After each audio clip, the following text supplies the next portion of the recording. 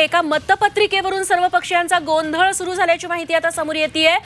ही मतपत्रिका नेमकी कुणाची आहे हे बघणं देखील आता महत्त्वाचं ठरेल। सध्या एका मतपत्रिकेवरून सर्व पक्षांनी गोंधळ घालायला सुरुवात केली आहे।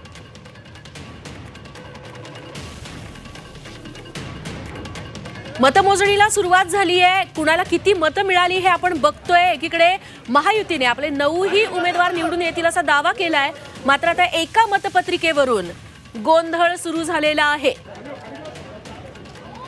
कृष्णात पाटील आमचे प्रतिनिधी याबद्दल आपल्याला अधिक माहिती देतील। कृष्णात, कुठल्या मतपत्रिकेवरून हा गोंधळ सुरू आहे? सर्व पक्षांचं काय म्हणणं आहे? वाद काय आहे? एका मतपत्रिकेवर एक अंक इंग्लिशमध्ये तर एक अंक मराठीत पसंतीक्रम लिहिला गेलेला आहे, त्यामुळे थोडासा गोंधळ झालेला आहे। आणि या मतपत्रिकेवरून जे गोंधळ आहेत, कारण काही मतपत्रिका जी आहे ती चुकीची ठरते, बाद ठरवण्यात यावी असं काही जणांचं मत आहे आणि त्यावरूनच गोंधळ झालेला पाहायला मिळतो। सध्याची बातमी आहे की मिलिंद नार्वेकर यांना 16 मते मिळालेली आहेत। बरं कृष्णात, प्रेक्षकांना कळावं यासाठी सांगाल, नियम नेमका काय सांगतो? इंग्रजीत आकडे लिहायचे असतात की मराठीत लिहायचे असतात? नाही, जर वरती इंग्रजीत आकडा लिहिला आहे असेल तर पूर्णपणे इंग्रजीतच लिहायला पाहिजे, मराठीत असेल तर मराठीतच लिहायला पाहिजे, या प्रकारचं एक आहे। परंतु तिथले जे काउंटिंग अधिकारी आहेत या संदर्भातला निर्णय घेत असतात, त्यामुळे निर्णय काउंटिंग निर्णय करत असतात। निश्चित कृष्णात, त्यासोबतच सध्या मिलिंद नार्वेकर हे आघाडीवरती असल्याचं कळतंय, याबद्दल काय अधिक तपशील? परिणय पंकजा मुंडे सदाभाऊ खोत यांना 3 मतं मिळालेले आहेत। मिलिंद नार्वेकर यांना 16 मतं मिळाल्याची माहिती सध्या मिळते, त्यामुळे ही मतं जी आहे ती सध्या चुरशीची झालेली पाहायला मिळतात। आता किमान दुसऱ्या मतांच्या संदर्भात जो आहे तो पाहायला मिळतो। परिणय फुके यांना देखील 5 मतं मिळालेले आहेत। निश्चित त्यासोबतच जो गोंधळ निर्माण झालेला होता तो गोंधळ मिटलाय का आतापर्यंत?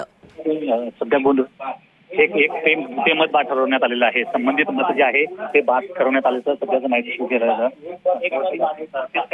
निश्चित याचा निकालावरती कृष्णात कशा पद्धतीने परिणाम होईल? जो मेजॉरिटीचा आकडा आहे 23 तो कमी होईल आता? नक्कीच आपण मगाशी चर्चा केली होती रेश्मा, की त्या संदर्भात की जर एक मत बाद ठरवलं तो याचा कोटा जो आहे तो पाहायला मिळतो, कमी झालेला पाहायला मिळतो।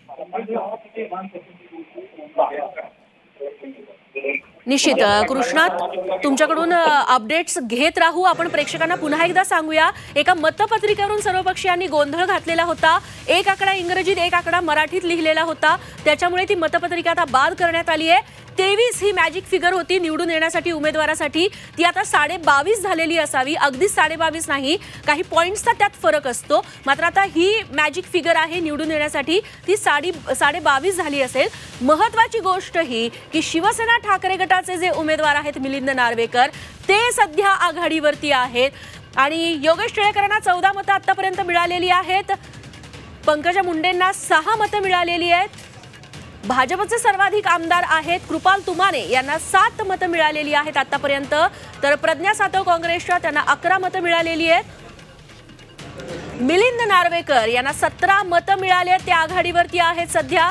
कदाचित पहिला निकाल हा नार्वेकरांचाच असू शकतो, मॅजिक फिगरच्या ते जवळ जात आहेत। एक मत बाद झालंय, समान पसंती दिल्यानं हे मत बाद झाल्याची माहिती मिळते, त्यामुळे जो मॅजिक फिगरचा आकडा आहे तो 23 वरून आता खाली आलेला आहे।